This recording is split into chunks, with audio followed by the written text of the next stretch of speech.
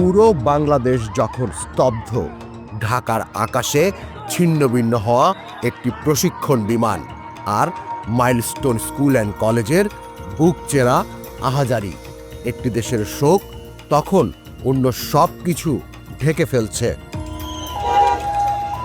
কিন্তু ঠিক তখন 1000 মাইল দূরে রাশিয়ার বরফে ঢাকা এক বিশাল বনাঞ্চলে ঘটে গেল আরও এক ভয়াবহ ঘটনা।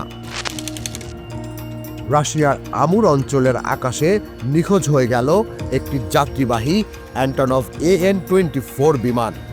রাডারে আর নেই, ট্রাফিক কন্ট্রোলের সিগন্যাল নেই, কোথাও নেই, যেন হাওয়ায় মিলিয়ে গেছে।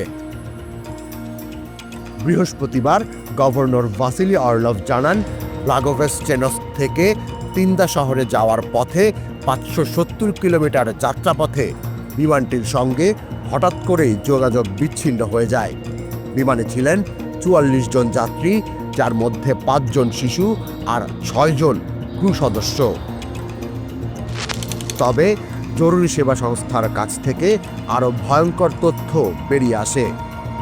বিমানটি যখন নিখোঁজ হয় তখন তা গন্তব্যের মাত্র কয়েক কিলোমিটার দূরে অবস্থান করছিল।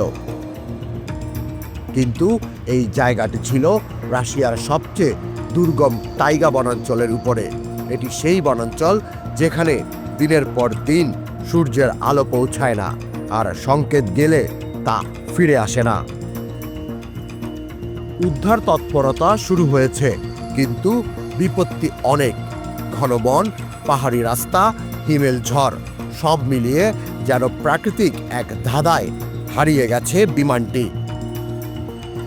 বিশেষজ্ঞরা বলছেন, নিখোঁজ হওয়া বিমানটি ছিল 1950 দশকের তৈরি সোভিয়েত N-24 মডেল, যা আজও রাশিয়ার পূর্বাঞ্চলে সীমিতভাবে চলাচল করে।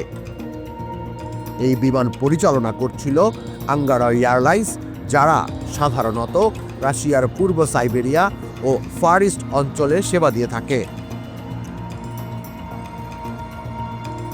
তবে ইন্টারফ্যাক্স ও তাস সহ দেশটির বেশ কয়েকটি বার্তা সংস্থা জানায়, উড়োজাহাজটির ধ্বংসাবশেষ অবশেষে পাওয়া গেছে। এতে থাকা 49 আরোহীর আর কেউ বেঁচে নেই। এখন প্রশ্ন হলো, হঠাৎ বিমানটি রাডার থেকে কেন হারিয়ে গেল? একের পর এক বিমান দুর্ঘটনা কি আসলেই দুর্ঘটনা, নাকি অন্য কোনো ষড়যন্ত্র? আমরা চোখ রাখছি। সবশেষ আপডেট জানতে আপনারা জাগো নিউজের সঙ্গেই থাকুন। তুষার ইসলাম, জাগো নিউজ। সিল্কোর সিল্ক অ্যান্ড শাইন, যাতে আছে আর্গান অয়েল ও ওট প্রোটিনের গুডনেস, যা আপনার চুলকে রাখে হেলদি অ্যান্ড শাইনিং।